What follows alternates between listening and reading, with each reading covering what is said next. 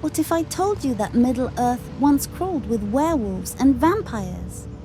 And the most terrifying one of all was Sauron himself. When you think of the Lord of the Rings, you probably picture elves, orcs, dragons. But there's a shadow Tolkien buried deep in his lore, one that most fans never see.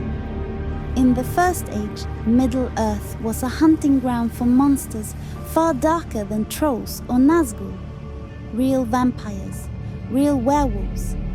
And at the center of it all, the Dark Lord Sauron. Not just a sorcerer, but a shapeshifter. The first werewolf. Let's go back to the First Age. Because you're not going to believe what Tolkien actually wrote.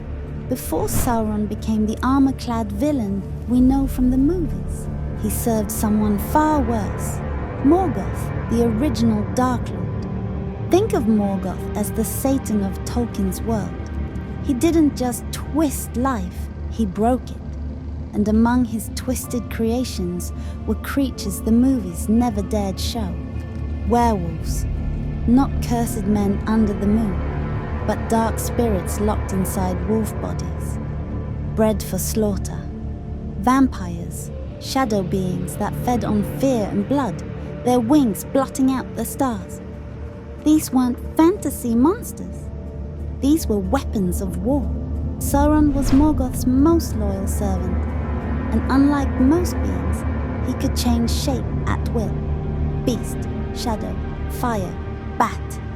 But his most fearsome form? A monstrous, wolf-like beast. One he created. That's right, Sauron invented the werewolves of Middle-earth. He became known as the Lord of Werewolves. And he didn't just send them into battle. He led them. But here's where the story twists. Sauron's shapeshifting made him nearly unstoppable.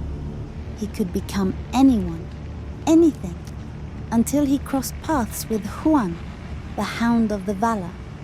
Huan wasn't your average dog, gifted by the gods, immortal. So powerful, it was said no wolf could stand against him. And one day, Sauron met him, in battle. The battle was brutal. Sauron morphed into a giant werewolf, his body swollen with darkness, his jaws strong enough to crush steel. But Huan, calm and silent, pounced. And what happened next was something no one expected. Huan overpowered him. Sauron was pinned, helpless, beneath the hound's grip. He shifted form again and again, wolf, shadow, serpent, bat. But nothing worked. He couldn't break free. Finally, in a desperate escape, Sauron turned into a massive vampire, wings like torn smoke. The sky blackened, the moon dimmed, and with a scream that shook the mountains, he fled.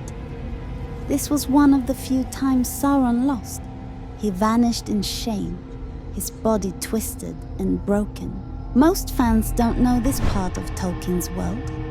These weren't side stories. They were canon. Tolkien's creatures weren't just orcs and dragons. They were ancient, cursed beings. Vampires born of dark magic. Werewolves bred by a dark lord. A godhound that spoke only 3 times in its life.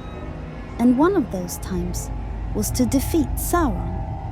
And in that one fight, the dark heart of Middle-earth was exposed. Sauron wasn't just a mastermind. He was a monster. So next time you think of Middle-earth as a world of brave hobbits and noble elves, remember the shadows beneath it, the monsters we were never shown, the vampire who wore armor, the werewolf who ruled armies, and the one beast he could never tame,